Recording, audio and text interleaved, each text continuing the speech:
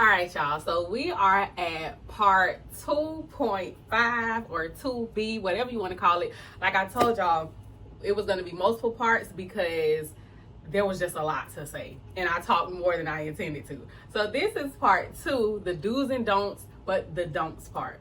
Let's talk about it. What is up, QC fam? It is Queen Chef, author, healer. I am a chef by trade, writer by gift, healer by nature, and I am here today to talk about basically, if you are new to spirituality, I've already given you part 1, which was kind of my intro, what to expect, the things you need to be looking into, getting into, starting to research. Part 2, like I just explained to y'all, was the do's and don'ts, and this is the don'ts of the do's and don'ts. So that's why we have a 2B. Now, before I really get into it, so I just want to say on this channel, what I talk about is all things healing, really. But the reason I break it down into 4 pillars is because that's what I use to improve and to change myself in my own life. That is what I've used to tap into my gifts, to tap into what I'm supposed to be doing, to get me through my journey. And those 4 pillars that I like to talk or teach from are self-love, energy alignment, purpose discovery, and inner child healing. All that said, I am all about self-mastery and spirituality, but it always circles back to healing because that is the ultimate goal. You never quite stop healing because life is always going. You reach points of fulfillment, you reach points of peace, happiness, freedom. That's the goal. You're supposed to, right? But healing is an ongoing thing because life is an ongoing thing. It doesn't mean you always have this dramatic journey going on where you always in isolation. That's not what I'm saying. I'm simply saying as life moves, we have to move with it. We have to evolve. We have to grow with it. So never stop growing, never stop going, never stop glowing. Ooh, I could have been a rapper. Anyway, all right, y'all. So the don'ts of the do's and don'ts. Y'all know, as I always say, got my little notes over here because I, take my job very seriously. But anyway, so the first one, and let me tell you something. This one, there is going to be, the part 3 is all about this one. So I'm going to touch on it so I can get through these don'ts. But the first one, don't overdo it with readings. My goodness. The amount of people that come from one religion, spirituality group, the amount of people that come from one thing and try to jump into just getting readings like constantly, I get it. Because that's everybody. You want answers. I get it. You want guidance more than anything. Trust me, I get it. You talk to a person that I feel like I lived the whole first part of my life just looking for guidance, and never really got it until I learned how to tap into me, until I learned how to connect with the ancestral realm. So I understand is what I'm saying, but you don't want to overdo readings because for several reasons, but the main 2 I'm gonna give you because it creates codependence in you. You start to lean on that. The more you lean on readings, the less you trust yourself, the less you trust the inner guidance that you're gonna get. So as you move through the journey, you don't want to be like constantly having people pull on your energy, because that's what these readings are. They're tapping into your energy to give you guidance about your life. You don't want to be doing that too often. And I'm gonna get more into it, like I said, in part 3 when I specifically talk about tarot readings and readings of other kinds, because there are many kinds of readings. But as people pull on your energy, you start to feel drained too. Think about if you're new to it, maybe not, but just pay attention. If you start to get to that point where you're watching too many readings or you watching readings all the time, I guarantee you started to feel drained, or you start to feel like weakness in your energy afterward, because people are tapping into you so that they can tell you about you. So, and the second thing is that, so like I said, the first one, because it creates codependence, you leaning on that, but then also the more you looking for that constant confirmation outside of you, your self-trust is just going to dwindle. You're not going to trust yourself to make decisions, to make moves. You're going to feel like, you start to feel like everything, you can't do nothing without a reading. You can't do nothing without checking first. When in reality, this whole journey is about peace and freedom on a level that allows you to trust yourself over anybody. Remember that. Don't overdo it with readings. If I had to, I don't want to give a number. I don't want to say how many is too many. I don't want to say how often you should be getting them. I could, but I don't want to. And the reason being, this your journey. Remember, when you come over here to hear what QC, I'm encouraging you to think. I'm not telling you what to think. You're not going to learn like that. You're not going to learn by me telling you do this many on this day and this day and this. You know when you actually need a reading, and you know when you actually need to just like sit back, chill out, and work through your emotions or work through your thoughts. Tap into yourself. Go meditate. Go outside. You know when you need to do something else. Because if you're codependent, like you're constantly leaning on them readings, then you know you're overdoing it. That's your answer right there. All right. So the second one. Don't take advice from any and everybody. We kind of touched on this in part 2, but when I was giving you the do's, but I try to be respectable about how I say things. But the bottom line is this. You got a lot of people out here just doing it for the coin. You got a lot of people out here doing it for the popularity and for the little, for the clout that they getting. You got a lot of people doing it for that. It's this area, as it continues to like trend. This one of the it's so easy to jump online and say I'm a tarot reader and I'm this kind of spiritualist. It's so easy to just jump out here and do that you have so many people who are noticing that, and that's how they decided they finna get they either TikTok check or they YouTube check or they whatever check. A lot of people doing it for the coin. A lot of people are deceiving for the coin. Don't take advice from anybody. Go to a trusted source. And even when you go to a trusted source, you still need to observe. You still need to ask questions. Do not just let people tell you what to do with your life, with your time. Like, it's one thing to go to somebody and they give you guidance. But look at how people even give you advice. Is their advice based on their own situation? Is their advice? And then that's the other thing with a lot of the card readings that y'all get too. Them people be projecting like a mug. They be projecting. They be going through their own stuff. Their energy be pouring out over into the stuff. Like, don't take advice from any and everybody. My suggestion to you for that, as you come out of whatever you're coming out of, remember, you laying your foundation as this new version of yourself. You laying your foundation. You are getting yourself prepared to become something entirely new to you. So that being the case, you want to watch as much as possible, and after you've watched, write down your questions. Have your questions ready. Like, as things come to you, write them down so that when you encounter a new spiritualist, a new practitioner of whatever kind, you got questions already ready for them. And they should be willing to answer those questions. They should have no problem doing so. There should never be a problem for you to ask questions. I was finna say, unless you're like prying into their personal stuff, but just knowing about their journey, kind of knowing the backgrounds, there should be no issues with that. Because you should know what kind of place they're coming from, what their background is in, so you know where their advice is coming from. So you know what to do with it. Like my daddy would say, eat the meat, spit out the bones. A person can give you 30 minutes worth of advice and only 10 seconds of what they gave you is actually useful to you or something you should pull from it. But you got to have your foundation laid in that knowing who you are in order for you to identify what's actually for you. So don't just take any and everybody's advice. And just because somebody on here teaching, don't just automatically think because they look the part, and this goes into my next don't confuse the aesthetics and looking the part with them knowing what they're doing or knowing what they're talking about. I see it all the time. People go put these outfits on, got crystals on up to the elbows, all over the head, and you just thinking, oh, well, they look like they doing it. They be outside, they glowing in the sunlight, and don't confuse the aesthetic with the real thing. Know what people offer. Like, if they're offering services, research those services.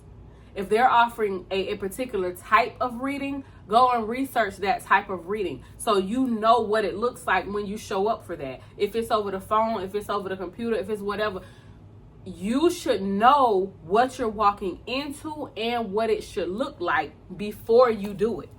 So them looking the part is not enough. It's not enough. It goes along with the aesthetic. If there is no work happening, and I don't mean spiritual work, spell work, root work, I'm talking about their own personal inner work. If their own work is not happening or did not happen, that ain't really no spiritualist you need to be dealing with. And here's how you identify that. I'm gonna give you a little bonus. If that person is always negative, always in negativity, if it's messy, like it's chaotic, even the way you can feel these things, you can see these things. Trust yourself. I know we doing the don'ts, but I told you in the do's. Trust yourself. You know when it don't look right. You know when it don't feel right. You got to learn to trust yourself right from the very beginning. Don't be afraid to walk away from a spiritualist, or dang, I've been watching this person for so long, I couldn't wait till I, got on this journey and got my money, and I wanted to be able to do this with this person and book their service. If it don't look and feel right to your spirit, walk away. Go find somebody else. They not the only one. I'm gonna be honest with y'all. Some of the biggest names y'all know on the internet regarding spirituality and spiritual things and different practices are some of the biggest fakes. That's how they got there. Just getting online saying shit or repeating other stuff that they've heard from smaller creators who are actually teaching. Pay attention to people who are actually teaching. If it's all about the show, please move on. Please move on. Don't be afraid to move on. You're going to find somebody else. You're going to find somebody who aligns with you. I promise you're going to find somebody else. If you trust your spirit, you trust your spirit guides, they're going to push you in the right place. But please know that I don't want to call it tested, say you'll be tested. You're going to run into stuff that's not it. You're going to run into stuff that's not meant for you. But that's the training that you need to develop the discernment, that you need. That's just the reality of it. That such is life. All right. Don't rush your shadow work. Again.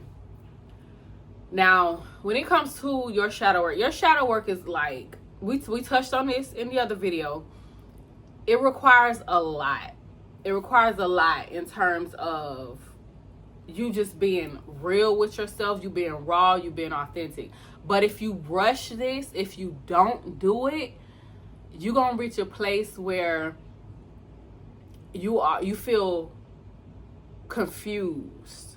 Like, you're going to reach a place in the journey where you don't feel you have the support. You don't feel you have it in you to get through the tougher parts of the journey. There is one thing I like to say, I'm always on divine time. And all that means, simply put, don't rush the time. Respect time.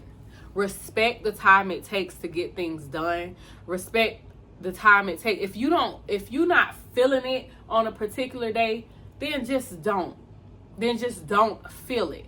Don't try to push yourself through moments that you know you need to just sit through and feel through. Because when it comes to shadow work, until you do that, you're not ready for the good parts of it. You're not ready for what you think are the good parts of it. Think about the amount of celebrities that blow up and it maybe kind of was an overnight thing. People don't be ready for that. They think they are, because it's like, oh, I want the money, I want to be rich, I want to be famous. But there are parts of that people don't talk about. The negative comments, the people always spreading rumors about you. This is kind of like that in that regard. When it comes to the shadow work, you got to be prepared for the ugly parts too. But if you rush the shadow work and if you rush the journey, when those ugly parts show up, you're not going to be ready and you're going to run. That's what's going to happen. You're not going to be ready and you're going to run. So respect the timing. Understand that shadow work is truly about healing, not a surface level. I'm talking about on the deepest level. It's truly about your healing. And there are things that are going to unfold in you, that are going to come out in you that you might not really be prepared for. But take your time getting through them. Respect the timing of it. Take your time allowing yourself to just understand what is happening. Research what's happening with you while it's happening. Go to the elders whom you have connected. Go to the spiritualists you have research and you do trust, and they might be able to give you some insight. They might be able to talk to you on video comments like these ones. If you're going through something, if a creator has put out their email for you to reach out and get advice or communicate with them, do so. I'm open to it. If you are brand new and you have something going on in you or with you, send an email. But the point is, don't rush it. Understand what is happening within you, because if you rush to try to get to the good part, you're not going to enjoy it the way you think you are.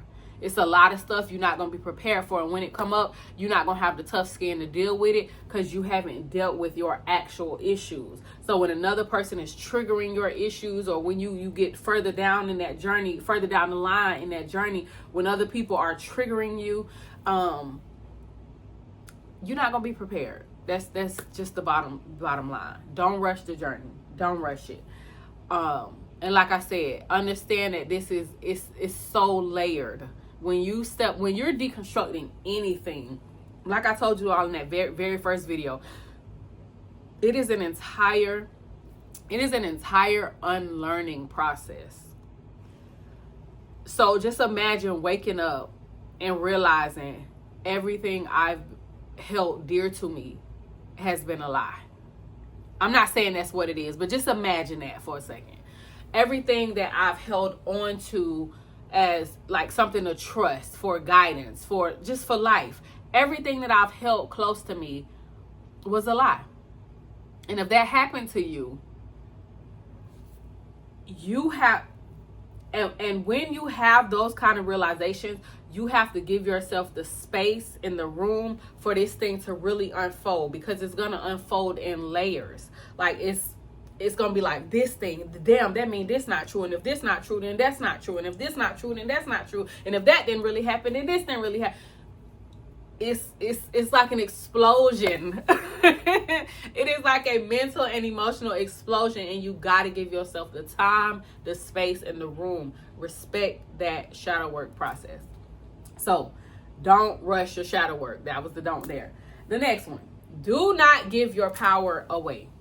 Meaning, you're going to have these elders. You're going to have people you reach out to. Nobody but you should have the final say in what you do, what you think, how you live, what route you go. Nobody else should have that power. Do not give your power away. And I respect the process of having elders, going to people who were here before you, going to people who've been on the journey longer than you. I 100% respect that. But I'm going to give you a personal example.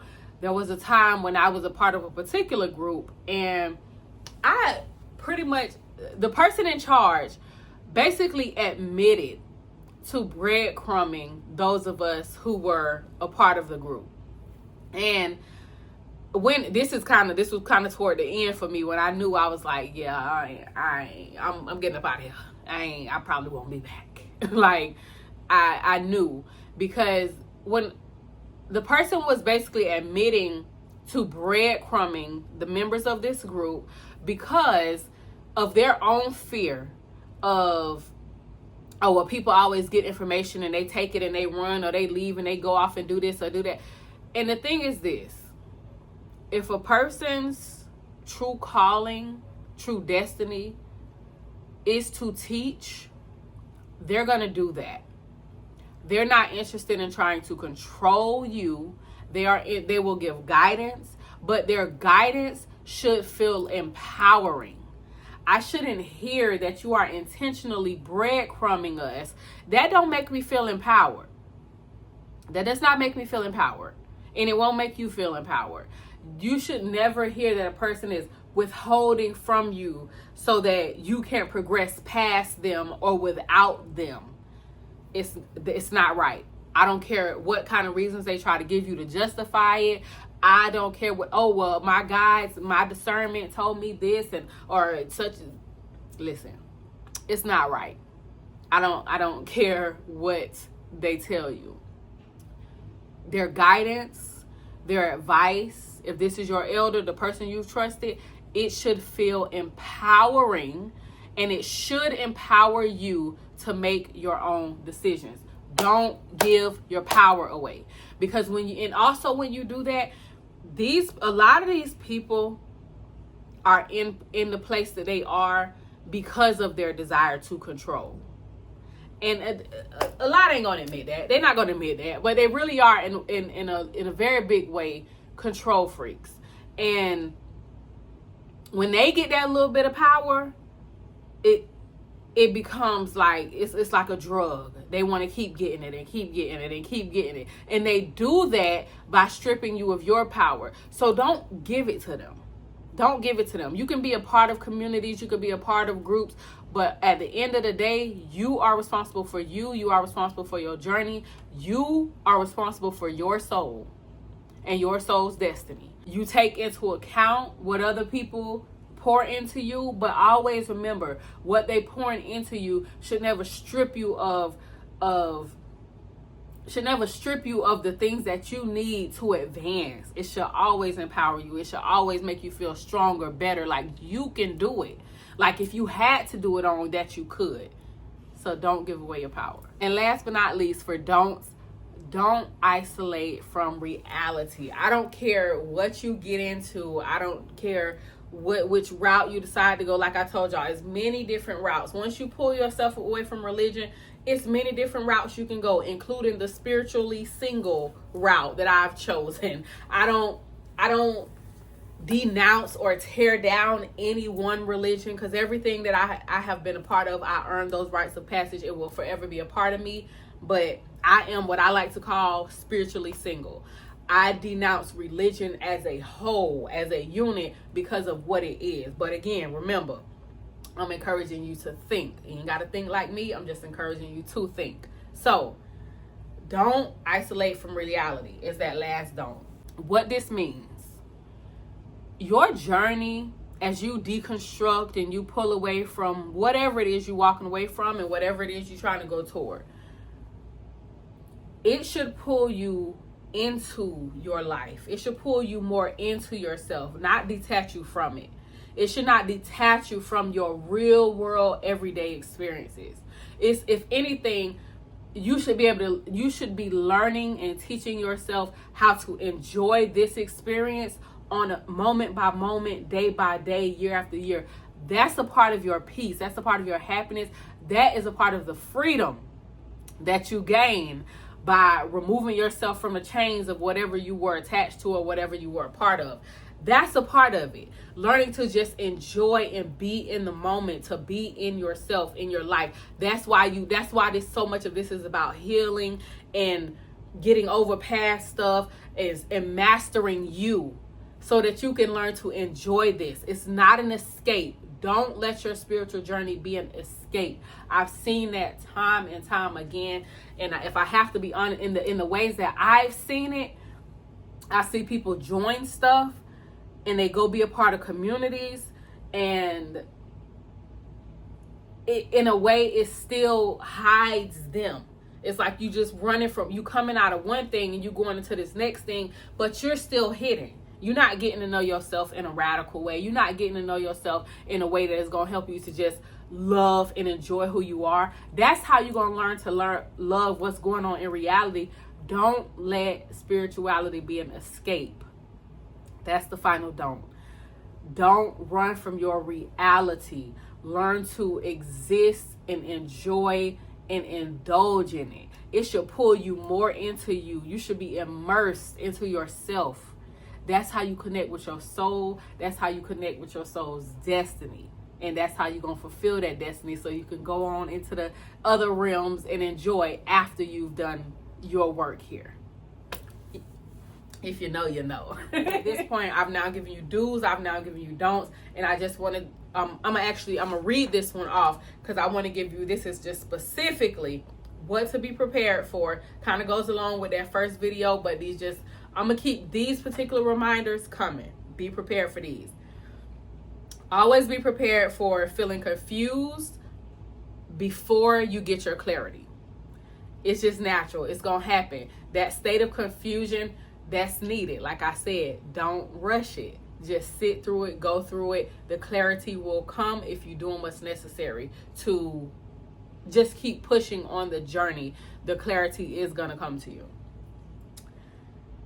Be prepared for emotional releases that you did not expect. I touched on this a little bit when I talked about one thing coming out and this thing coming out and this thing coming out. You're going to release in ways you never expected. You might cry a lot more. Myself, I was not a crier for a large part of my life. Now, I cry at the drop of a dime, because if I need to get it out, I need to get it out. I cry happy tears. I cry happy tears multiple times a day, because I've just learned how to, again, that last don't I gave you, I've learned how to find joy in my everyday life, in my everyday moments. When I'm outside, when I'm in the mountains, when I'm hiking, I look out and I see God in everything. That's how I've learned to just enjoy my everyday life. So expect emotional releases that you don't normally experience. Because, baby, I wasn't no crier. I was a thug. You hear me? But anyway, be prepared for outgrowing people, beliefs, and environments. It's going to happen. That's self-explanatory. I ain't got to get into it. It's going to happen. Prepare yourself. You're going to lose things. You're going to lose people. Everybody ain't going to make it. Just be prepared for it. Be prepared for a period of loneliness or identity shifting. This is what a lot of us just like to call isolation. Here's the thing. I don't like to call it loneliness. I don't. But you may feel lonely, or you could be one of those people like myself who is alone a good 70% of the time, and you don't feel lonely at all because you enjoy your own company. But remember, that's the ultimate goal of that alone time. You need to get to the point where you enjoy your own company. Remember that this is about, a lot of this is your spiritual journey. It is a solo journey. Community is needed when you get to a certain place, but it is so important that you establish who you are, what you are about, what you believe, and you do all of that to a certain extent by yourself before you get into those other things, those communities that I spoke about. So be prepared for a loneliness journey, or just an isolation journey. I like to call it isolation, because just because you're alone don't mean you're lonely. That's a thing too. Be prepared for wanting answers faster than they come. We already talked about this. Don't rush none of this. Let it unfold. One thing that is one of the most beautiful things is that when I didn't have answers, that was during those times were the times that I figured out how to hear from my guides. That's during that time when I didn't have the answers. Those are the times I also learned what my gifts were. For most of my life, I've always known that I was claircognizant. I haven't always known that I was clairaudient. Clairaudience, that is, I would say, only like about about 2 years old for me. But that didn't come until I got to a place in the journey where I really did not have no answers. But I wasn't afraid that I didn't have answers. I didn't try to rush to clarity. I just started asking Spirit to communicate with me in a way that I can understand. And my clairaudience, it was like that year, I want to say about a year and a half now, it just clicked. It just clicked, and I don't know, it was like something opened up and I started to hear, and I was like, oh, a new gift. But it probably ain't new. It was there the whole time, but you get this stuff as you are ready for it. That's my point. As you become ready, it happens. So don't rush it. Be prepared for wanting the answers before they get there. But trust me, they gonna get there when they supposed to. So that is what I have for y'all in part 2.5 or 2B. And that was the don'ts part of the do's and don'ts. Remember to tune in, because part 3 is going to be a good one. I'm talking all about readings, tarot card readings and other readings alike. Not really do's and don'ts. We're just going to talk about it. I'm going to talk about some of my personal experiences, talk about things you need to look for. And like I told you that when I gave you that first don't about not overdoing the readings, we're going to really get into that in the whys and the hows, and you know what I'm saying, how to identify good readers, all of that. So that is what's to come in part 3 of this If You Are New to Spirituality series, as a lot of people are deconstructing religion and deconstructing their minds, their mental, and just trying to get to a place where they understand what is going on in this world, in this universe, and what is going on within. I know we're just beginning this series, but understand this. If you don't remember nothing else out of this whole thing, spirituality is not about escaping life. Spirituality is about gaining the awareness to be able to live well within it. And with that, Queen Chef is signing out. Y'all be well, and I'm going to do the same.